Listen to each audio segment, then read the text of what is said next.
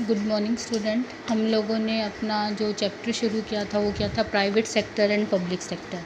अब हमने पढ़ा कि प्राइवेट सेक्टर के क्या क्या फॉर्म्स थे, जो कि आप पूरी डिटेल में आगे पढ़ चुके हैं। क्या, sole proprietorship, joint Hindu family, cooperative society, company, private company, ये सब उसके फॉर्म्स थे।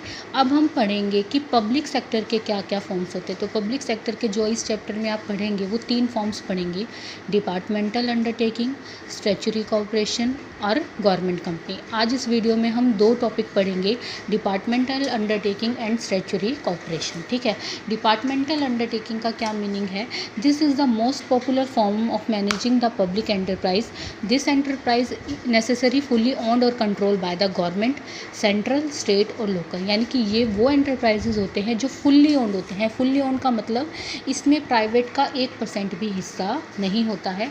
प्राइवेट कंपनी का इनमें कोई हिस्सा नहीं होता। ये फुल्ली ओन्ड और कंट्रोल होते हैं, यानी कि इन पर पूरा स्वामित्व और इन पर पूरा नियंत्रण किसका होता है? गवर्नमेंट का होता है, चाहे वो सेंट्रल गवर्नमेंट है, स्टेट गवर्नमेंट है या लोकल गवर्नमेंट है। ठीक है।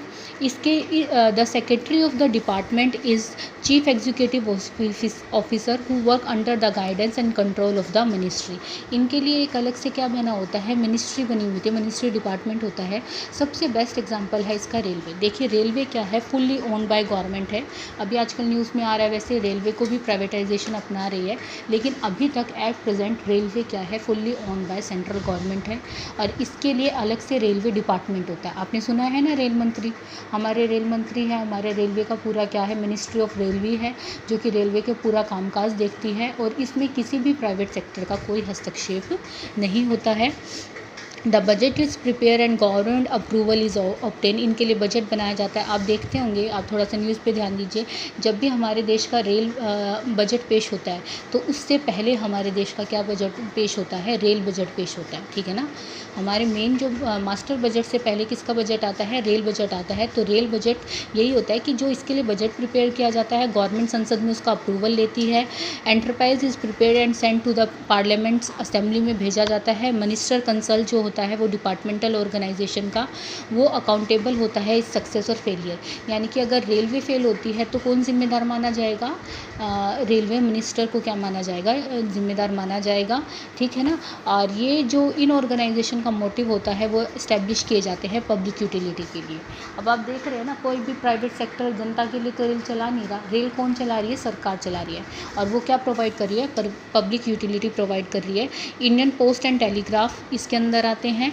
All India Radio, Doordarshan, telephone services, audience factory are the example of the departmental organisation. But अभी टेलीफोन सर्विसेज नहीं रही है क्योंकि इनका प्राइवेटाइजेशन कर दिया गया है। ठीक है। तो आप याद कर लीजिए, रेलवे, ऑडियंस फैक्ट्री, और आप इसमें ऑल इंडिया रेडियो या दूरदर्शन भी कर सकते हैं। डिपार्टमेंटल अंडरटेकिंग के क्या क्या फीचर्स हैं, कि क्या क्या विशेषताएँ होनी चाहिए इसमें? सबसे फर्स्ट है फॉर्मेशन। फॉर्मेशन का मतलब है स्थापना। डिपार्टमेंटल अंडरटेकिंग के लिए ये फॉर्म की जाती है bye the government. Each government department is associated with special ministry. Special ministry का मतलब, अगर रेलवे डिपार्टमेंट है तो वो रेलवे मिनिस्ट्री के पास है। टेलीफोन डिपार्टमेंट है तो वो कम्युनिकेशन मिनिस्ट्री के पास है। ऑल इंडिया रेडियो जैसे कम्युनिकेशन मिनिस्ट्री के पास है। तो ये क्या होते हैं? इनके लिए एक पर्टिकुलर क्या होती है? मिनिस्ट्री होती है, स्पेशल मिनिस्ट्री होती है और मिनिस्टर इसका हेड होता है। ऑनरशिप इसमें कंपल्सरी ऑनरशिप किसकी होती है? गवर्नमेंट की होती है। मैनेजमेंट जो की जाती है वो किसके थ्रू की जाती है? कंसर्न मिनिस्ट्री के अंदर की जाती है। The secretary of the department is chief executive officer होता है, जो इसका सेक्रेटरी होता है। फाइनेंसिंग मतलब कि इसको पैसा कहाँ से मिलता है? वित्त कहाँ से मिलता है? पूरा का पूरा इसको किससे मिलते हैं? गवर्नमेंट से मिलता है, जनरल बजट के थ्रू। इनको पब्लिक से पैसा उधार लेने का कोई राइट नहीं होता। They have no right to borrow from public. They drew money from the government treasury from daily expenses. Their income also deposited in the government treasury. यानी कि अपने एक्सपेंसेस के लिए भी सरकार के खजाने में से पैसा निकालते हैं, और जो इनकी इनकम होती है वो भी किसके पास जाती है? गवर्नमेंट के पास ही जाती है। उसके बाद है अपॉइंटमेंट्स। अपॉइंटमेंट्स का मतलब क्या होता है? जो इसमें कर्मचारी काम करते हैं उसको कौन अपॉइंट करता है? Union public service commission. आपने सुना होगा ना, यूपीएससी के एग्ज़ाम्स, एसएसबी के एग्ज़ाम्स, तो पहले इन एग्ज़ाम्स को क्लियर करना होता है, तब जाके रेलवे में क्या मिलती है, नौकरी मिलती है। और जो इसके एम्प्लॉयज़ होते हैं वो क्या कहलाते हैं, गवर्नमेंट एम्प्लॉयज़ कहलाते हैं। The employment of the departmental undertaking are government employees. तो डिपार्टमेंटल अंडरटेकिंग के अंदर जो एम्प्लॉयज़ काम करते हैं वो क्या कहलाते हैं, आपके गवर्नमेंट एम्प्लॉयज़ कहलाते हैं। और इनका सिलेक्शन किसके थ्रू किया जाता है, यूपीएससी और एसएसबी बोर्ड के थ्रू किया जाता है, एग्ज़ाम्स वगैरह के थ्रू किया जाता है। नो सेपरेट एग्जिस्टेंस का मतलब होता है इन अंडरटेकिंग की एग्जिस्टेंस अलग नहीं होती, यानी कि गवर्नमेंट से अलग नहीं होती। Other word they can not have any property for their name, वो अपने नाम से कोई प्रॉपर्टी नहीं रख सकते, कोई इनके खिलाफ केस नहीं कर सकता। गवर्नमेंट की परमिशन के बगैर इन पे कोई भी केस नहीं किया जा सकता है।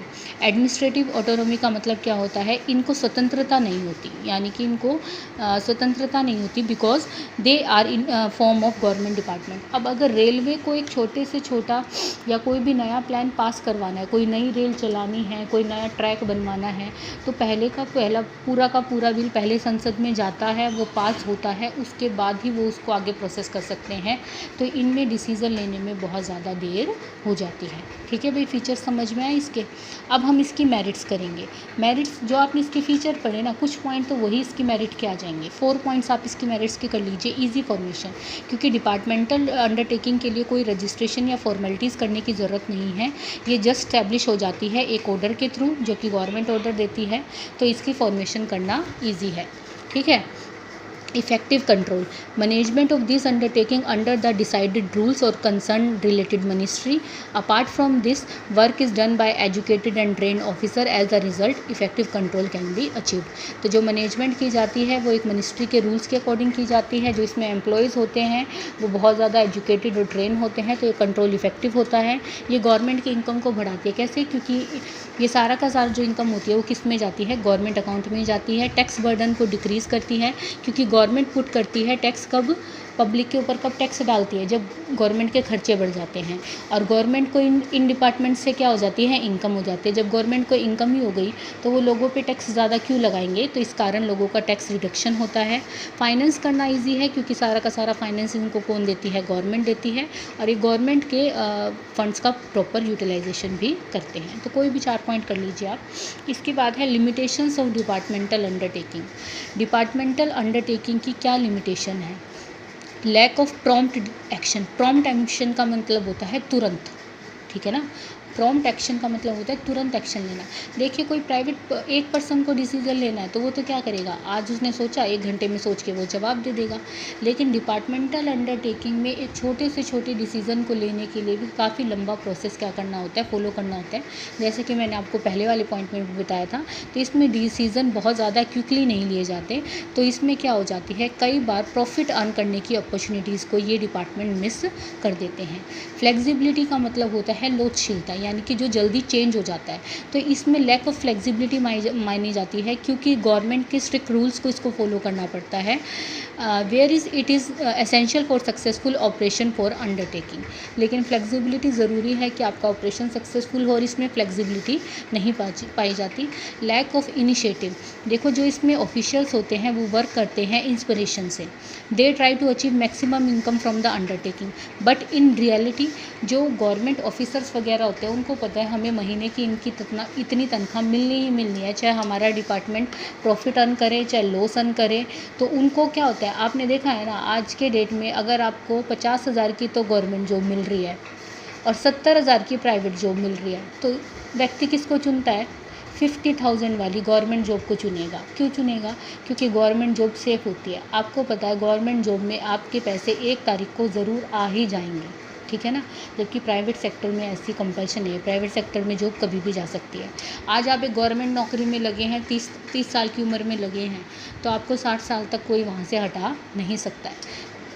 एक्सेप्शंस हर जगह है कि कोई केस हो जाता है, कुछ और हो जाता है, लेकिन गवर्नमेंट जॉब सबसे ज़्यादा सेफ़ होती है। तो यहाँ पर लोग क्या करते हैं, In reality, officials of departmental undertaking have very limited power. With the result, do not put any efforts to maximize the income. वो इनकम को मैक्सिमाइज करने की कोई भी कोशिश नहीं करते हैं और उनके पास पावर भी क्या होती है, लिमिटेड होती है. उनके पास कंपटीशन फीलिंग नहीं होती और जब तक कंपटीशन फीलिंग नहीं होगी तब तक प्रॉफिट के लिए ज़्यादा इनिशिएटिव नहीं लिया जाएगा. कई बार ये डिपार्टमेंट्स को बहुत ज़्यादा लॉस हो जाता है और उस लॉस को कवर करने के लिए गवर्नमेंट क्या करती है, जनरल पब्लिक पे टैक्स बढ़ा देती है. इनमें पॉलिटिकल इंटरफेरेंस भी बहुत ज़्यादा होता है और रेड टेपिज्म का मतलब होता है पेपर वर्क इसमें बहुत ज़्यादा होती है और काम को पूरा ना करने की हैबिट के कारण क्या होता है, जो हैवी फाइल्स का एक हम ये कहते हैं ना कि फ़ाइल दब के रह जाती है, वो काम इनमें हो जाता है. There is heap of files tried in red tape and no work comes to an end. तो यहाँ पे केवल फाइलें बन के रह जाती हैं और काम ख़त्म नहीं होता है. तो ये है आपका डिपार्टमेंटल अंडरटेकिंग, जो कि पूरी तरह से क्या होता है, गवर्नमेंट का ही होता है. गवर्नमेंट में ही इसको फाइनेंस करती है, गवर्नमेंट ही इसको कंट्रोल करती है, इसके खर्चे भी गवर्नमेंट पे करेगी, इसकी जो इनकम होती है वो भी गवर्नमेंट की जाती है. और ये आपने इसके बड़े फीचर्स, मेरिट्स और लिमिटेशंस. ठीक है. यूटिलिटी, जहाँ पब्लिक वेलफेयर का काम होता है वहाँ पे डिपार्टमेंटल अंडरटेकिंग इंपॉर्टेंट है. जहाँ सीक्रेसी की ज़रूरत होती है, service public utility made available, contribution to private sector nil होता है, जहाँ प्राइवेट सेक्टर अपना कंट्रीब्यूशन नहीं करना चाहती. और जहाँ पे इन्वेस्टमेंट बहुत हैवी है लेकिन प्रॉफिट की कोई गारंटी नहीं है, तो वहाँ गवर्नमेंट को क्या खोलने पड़ते हैं, डिपार्टमेंटल अंडरटेकिंग खोलनी पड़ती है. समझ में आया. अब इसके बाद हम दूसरा जो पढ़ेंगे वो पढ़ेंगे स्टैच्यूटरी या पब्लिक कॉरपोरेशन. स्टैच्यूटरी या पब्लिक कॉरपोरेशन जो होती है ये पार्लियामेंट में एक स्पेशल एक्ट पास करके बनाई जाती है. ठीक है ना. Public corporation fall in the category of incorporated enterprise which are established under a special act of parliament, state assembly, which provide its management and methods for running them, their power, privilege to determine and their relationship with government department are specified. देखिए इस पूरी paragraph का क्या meaning है कि public corporation की category में हम उनको डालेंगे जो कि एक स्पेशल एक्ट पार्लियामेंट असेंबली में पास करके बनाया जाता है, जिस एक्ट में उनके अधिकारों को बताया जाता है, उनकी ड्यूटीज़ को बताया जाता है और ये बताया जाता है कि वो गवर्नमेंट सेक्टर के साथ किस तरह से जुड़े हुए हैं. जैसे कि हमारे देश में कौन कौन सी पब्लिक कॉरपोरेशन है, life corporation of India, reserve bank of India, IDBI, employ state corporation, central warehousing corporation. यानी कि इनको क्या किया गया है, एक स्पेशल एक्ट पास करके बनाया गया है और इनके राइट और ड्यूटीज़ कौन डिसाइड करती है.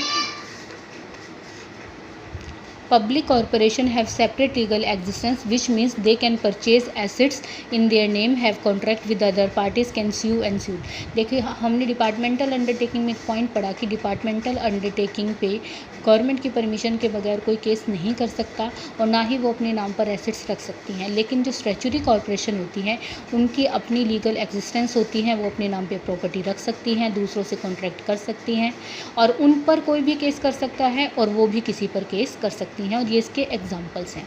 इसकी फॉर्मेशन किसके थ्रू की जाती है, ऑर्डिनेंस का मतलब होता है एक स्पेशल बिल पास करके, एक प्रस्ताव पास करके की जाती है पार्लियामेंट में. इसकी ऑनरशिप जो होती है वो completely under the ownership of government होती है. इसकी जो मैनेजमेंट की जाती है वो नॉमिनेटेड डायरेक्टर करते हैं बाय द गवर्नमेंट. यानी कि जिसके डायरेक्टर्स होते हैं उनको कौन अपॉइंट करती है, गवर्नमेंट अपॉइंट करती है. ये कम्प्लीटली किसके थ्रू पैसा लेते हैं, गवर्नमेंट से लेते हैं. लेकिन अगर उनको ज़रूरत है तो ये पब्लिक से बोरो कर सकते हैं, जबकि डिपार्टमेंटल अंडरटेकिंग पब्लिक से बोरो नहीं कर सकते. लेकिन स्टैच्यूटरी पब्लिक कॉरपोरेशन में अगर उनको if they needed they can borrow from the public, वो पब्लिक से बोरो कर सकते हैं. अपॉइंटमेंट जो होती हैं उनकी रूल्स के अकॉर्डिंग की जाती है. The services condition are fix by the board of directors. Employees of corporation like departmental undertaking are not the employees of the government. जैसे डिपार्टमेंटल अंडरटेकिंग के एम्प्लॉयज़ क्या कहलाते थे, गवर्नमेंट एम्प्लॉयज़ कहलाते थे. लेकिन इसकी अपॉइंटमेंट गवर्नमेंट एम्प्लॉयज़ नहीं कहलाते हैं. ये अपनी रूल्स और रेगुलेशन के अकॉर्डिंग उनको क्या करती है, अपॉइंट करती है और इनका रेम्यूनरेशन भी स्टैच्यूटरी कॉर्पोरेशन खुद डिसाइड करती है. जबकि डिपार्टमेंटल अंडरटेकिंग में कौन डिसाइड करती थी, गवर्नमेंट डिसाइड करती थी. इसकी सेपरेट लीगल आइडेंटिटी होती है, दूसरी पार्टी से कॉन्ट्रैक्ट कर सकते हैं, अपनी एसेट्स को रख सकते हैं. इसमें पॉलिटिकल इंटरफेरेंस इतना ज़्यादा नहीं होता. ये फ्री होते हैं अपनी पावर्स के लिए, जितनी भी उनको प्रस्ताव के ऑर्डिनेंस के अकॉर्डिंग पावर मिली हुई है उसको वो ईजिली यूज़ कर सकते हैं. मेरिट्स में भी देखो वही चीज़ आ गई कि ऑटोनॉमी इन ऑपरेशन, इनको स्वतंत्रता होती है, गवर्नमेंट का इंटरफेरेंस इतना ज़्यादा नहीं होता, ये अपने डिसीजन क्विक ले सकते हैं क्योंकि इन्हें फॉर्मेलिटीज़ पूरी करने की ज़रूरत नहीं होती। इनकी मैनेजमेंट इफ़ेक्टिव होती है क्योंकि जो एम्प्लॉयज़ होते हैं वो प्रोफेशनल्स होते हैं। Government also nominated the professional manager to the board of directors.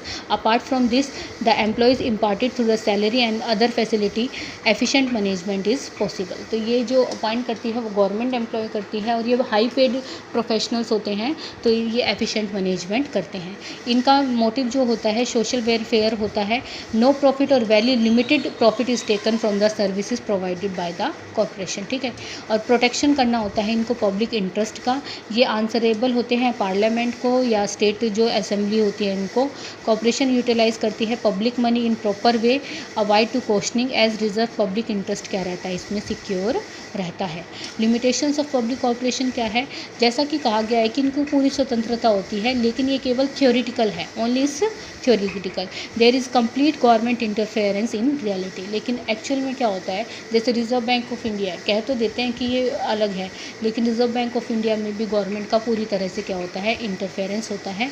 Lack of competitive feelings, corporation are careless in activities in absence of the competitive feeling and profit motive, possibility is loss is always there। तो इनमें भी competition feeling नहीं होती और कई बार ये profit कमाने के चक्कर में अपने सर्विस मोटिव को क्या कर देते हैं, इग्नोर कर देते हैं। ये कहाँ लगाई जाती है, जहाँ ह्यूज अमाउंट की ज़रूरत होती है और पब्लिक फेयर की ज़रूरत होती है। तो पब्लिक कॉर्पोरेशन डिपार्टमेंटल अंडरटेकिंग से थोड़ा सा डिफरेंट है, होता इसमें भी गवर्नमेंट का ही है लेकिन ये पब्लिक से भी बोरो कर सकते हैं पैसा अगर इनको ज़रूरत है। दूसरा डिफरेंस इसमें और उसमें क्या हो गया कि जो डिपार्टमेंटल अंडरटेकिंग है वो अपने नाम पर कोई प्रॉपर्टी या एसेट्स नहीं रख सकती, लेकिन स्टैट्यूटरी कॉर्पोरेशन रख सकते हैं। डिपार्टमेंटल अंडरटेकिंग के एम्प्लॉयज़ क्या कहलाते हैं, गवर्नमेंट एम्प्लॉयज़ कहलाते हैं, जबकि स्टैट्यूटरी पब्लिक कॉर्पोरेशन के एम्प्लॉयज़ गवर्नमेंट एम्प्लॉयज़ नहीं होते हैं। इनकी अपनी एक ऑर्डिनेंस पास किया जाता है जिसमें इनकी पावर्स को बताया जाता है। डायरेक्टर्स गवर्नमेंट के थ्रू नॉमिनेट किए जाते हैं और इनको फ्रीडम होती है डिसीज़न लेने की as compare to departmental undertaking, ठीक है। तो ये दोनों आप पॉइंट अच्छे से क्लियर कीजिए और फिर हम अपनी नेक्स्ट वीडियो में करेंगे गवर्नमेंट कंपनी। और मैंने ये देखा है कि बिज़नेस स्टडी में व्यू कम आते हैं। भाई बिज़नेस स्टडी को भी पूरा अपना टाइम दीजिए, इम्पोर्टेंट सब्जेक्ट है, आप इसको पढ़िए, जो प्रॉब्लम आती है वो पूछिए, ठीक है।